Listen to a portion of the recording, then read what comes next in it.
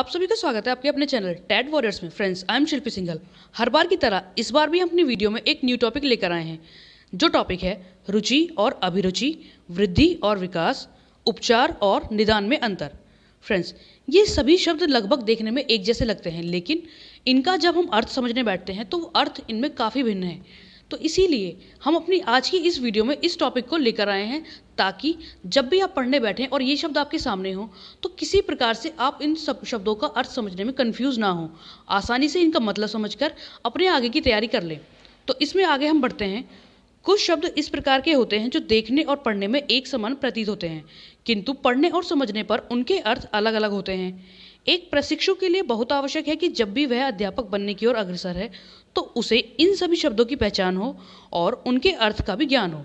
Friends, जैसा कि यहाँ पर लिखा है, इसका मतलब कि जो शब्द ज़रूरी नहीं है कि जो शब्द देखने में एक जैसे लग रहे हों उनका मतलब भी एक जैसा हो सकता है उन शब्दों में ज़्यादा अंतर ना हो, लेकिन वो शब्द अलग अलग अवश्य होंगे। इसीलिए जब फ्रेंड्स एक प्रशिक्षु जब एक टीचर बनने वाला होता है तो उसके लिए ज़रूरी है कि इन सभी शब्दों का उसे अर्थ पता हो, इन सभी शब्दों में क्या सूक्ष्म अंतर है, इन सब की उसे जानकारी हो। इसी उद्देश्य के साथ हम अपनी आज की इस वीडियो को लेकर आए हैं। इसमें सबसे पहले हम जानते हैं रुचि और अभिरुचि में अंतर। रुचि यह एक ऐसी क्षमता है जो किसी व्यक्ति, वस्तु आदि के प्रति जो लगाव होता है, जो प्रत्येक बार किसी कार्य को करने के लिए प्रेरित करती है। यह एक ऐसी क्षमता है जिसे व्यक्ति अपने आसपास के वातावरण में रहकर सीखता है। सरल शब्दों में रुचि एक अर्जित क्षमता है।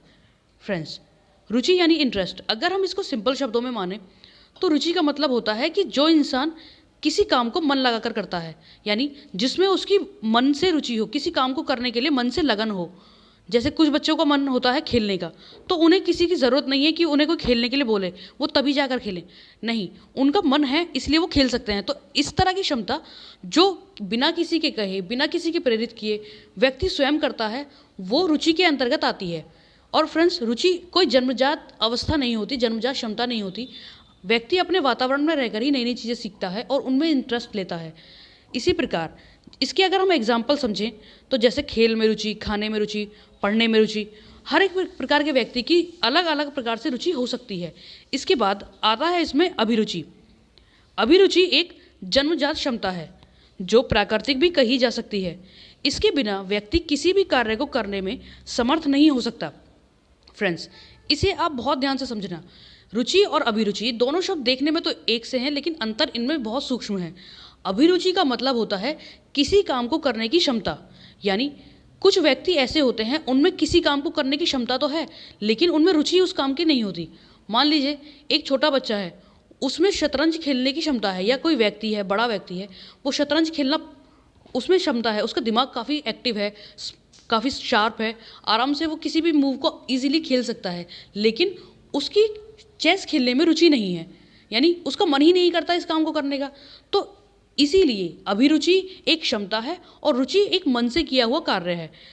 अगर हम फ्रेंड्स इसका एक अन्य एग्जाम्पल समझें, जैसे लता मंगेशकर जी को गीत गाने की रुचि और अभिरुचि दोनों थी, यानी जो लता मंगेशकर जी थी उनमें गाना गाने की क्षमता भी थी और रुचि, यानी वो मन से भी अपना उसी काम को करना चाहती थी और उनमें क्षमता भी इसी काम की थी। या अगर हम एक अन्य एग्जाम्पल लें, जैसे सचिन तेंदुलकर, उनमें क्रिकेट खेलने की भी क्षमता थी और उनमें रुचि भी थी, यानी अभिरुचि और रुचि दोनों ही उनमें शामिल है। फ्रेंड्स, अगर हम सिंपल शब्दों में माने तो सिंपल शब्दों में इसका मतलब है कि ज़रूरी नहीं है किसी व्यक्ति में अभिरुचि और रुचि दोनों ही एक साथ मिल जाएं। अगर कोई व्यक्ति किसी काम को मन से करता है तो वो रुचि के अंतर्गत, और अगर किसी व्यक्ति में किसी कार्य को करने की क्षमता है तो वो अभिरुचि के अंतर्गत आता है। इसके बाद अगला, वृद्धि और विकास में अंतर। वृद्धि से तात्पर्य है किसी प्रकार की दृश्य बढ़ोतरी से। वृद्धि एक निश्चित आयु तक होती है, अतः सरल शब्दों में मात्रात्मक परिवर्तन वृद्धि के अंतर्गत आता है। भार, कद, आकार आदि में होने वाले परिवर्तनों को वृद्धि के अंतर्गत रखा जा सकता है। फ्रेंड्स, वृद्धि से तात्पर्य यानी जो चीज़ किसी व्यक्ति को, मान लीजिए हमें ये जांच करना है कि उसमें कितनी वृद्धि हुई है, यानी उसके कद कितना बढ़ा है, उसका आकार कितना बढ़ा है, भार कितना बढ़ा है, तो इन चीज़ों को हम माप कर, तोल कर आसानी से पता लगा सकते हैं कि उस व्यक्ति की वृद्धि कितनी हुई है। उसके बाद हम कह सकते हैं कि इस व्यक्ति की, मान लीजिए किसी व्यक्ति की हाइट 5 फुट थी और मापने के बाद पता चला वो 5 फुट 2 इंच हो गई।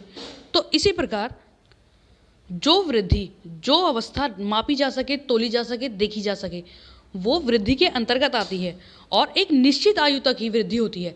ऐसा नहीं है कि किसी व्यक्ति की जो कद बढ़ रहा है, उसकी लंबाई बढ़ रही है, वो पूरे जीवन भर बढ़ती रहे। एक निश्चित आयु पर आकर वृद्धि रुक जाती है। इसके बाद फ्रेंड्स अगला आता है इसमें विकास। विकास में मात्रात्मक परिवर्तन के साथ साथ विकासात्मक परिवर्तन भी शामिल हैं। विकास की प्रक्रिया जीवन भर चलती है। यह शब्द अत्यंत व्यापक है। विकास को मापा या तोला नहीं जा सकता, लेकिन अनुभव किया जा सकता है। फ्रेंड्स, विकास एक व्यापक शब्द है जिसमें न केवल मात्रात्मक परिवर्तन बल्कि विकासात्मक परिवर्तन भी, जैसे उसमें ये तो शामिल किया ही जाएगा कि व्यक्ति की वृद्धि, हाइट कितनी बढ़ी है, वजन कितना बढ़ा है, उसके साथ साथ उसमें सोचने समझने की क्षमता कितनी बढ़ी है, ये भी पता चल जाता है। तो फ्रेंड्स, विकास एक सरल शब्दों में ऐसी प्रक्रिया है जो व्यक्ति के जन्म लेने से लेकर उसकी मृत्यु तक चलती रहती है। विकास को हम व्यापक अर्थों में प्रयोग में करते हैं और विकास को देखा या मापा नहीं जा सकता, उसे केवल अनुभव किया जा सकता है। जैसे हम किसी व्यक्ति के सोचने और समझने की क्षमता को देख नहीं सकते, उसे केवल महसूस कर सकते हैं कि हाँ, ये व्यक्ति पहले से समझदार हो गया है या ये व्यक्ति पहले से और ज़्यादा बेवकूफ़ हो गया है। तो इसी प्रकार आगे इसमें आता है निदान और उपचार में अंतर। फ्रेंड्स, इन दोनों शब्दों में अक्सर स्टूडेंट्स कंफ्यूज रहते हैं कि आखिर इन शब्दों का अर्थ क्या है। तो इसमें सबसे पहले हम जानेंगे निदान। निदान का अर्थ होता है किसी बीमारी या कमजोरी का पता लगाना। निदान शब्द विज्ञान के क्षेत्र से लिया गया है। निदान के अर्थ को अक्सर स्टूडेंट्स उपचार के समान ही मानते हैं, लेकिन निदान मतलब डायग्नोस, किसी बीमारी का पता लगाना। जैसे अगर एक अध्यापक कक्षा में बच्चों को पढ़ा रहा है और सामने बैठा हुआ बच्चा ठीक से नहीं पढ़ पा रहा, तो वो उस बीमारी का पता लगाएगा, उसकी समस्या का पता लगाएगा कि आखिर वो पढ़ना क्यों नहीं चाह रहा। तो इसे हम निदान करना कहते हैं। अगला उपचार। उपचार का अर्थ है निदान के बाद बीमारी या कमजोरी का उपचार या इलाज करना। फ्रेंड्स, जब एक टीचर ने पता लगा लिया कि उसी बच्चे को क्या परेशानी है, यानी परेशानी का निदान कर लिया, तो उसके बाद वो उस परेशानी को दूर करने के लिए कुछ प्रयास करेगा। उन प्रयासों को ही उपचार के अंतर्गत रखा जाता है। तो फ्रेंड्स, हमारी आज की इस वीडियो में इतना ही। हमने ये प्रयास किया कि इन सभी शब्दों में जो मुख्य सूक्ष्म अंतर है वो आप सभी के समक्ष हम ला सकें। हमने अपनी ओर से जो भी बात ज़रूरी थी वो आप सभी को बताई। फिर भी फ्रेंड्स, इसमें कुछ कमी रह गई है तो प्लीज़ आप हमें कमेंट करके ज़रूर बताएं। आपके सुझाव आमंत्रित हैं। मिलते हैं अगली बार एक ऐसी ही नई वीडियो के साथ। तब तक अपना ध्यान रखें, अपने अपनों का ध्यान रखें और पूरा मन लगाकर सेफ रहकर अपने एग्जाम्स की तैयारी करते रहें। धन्यवाद।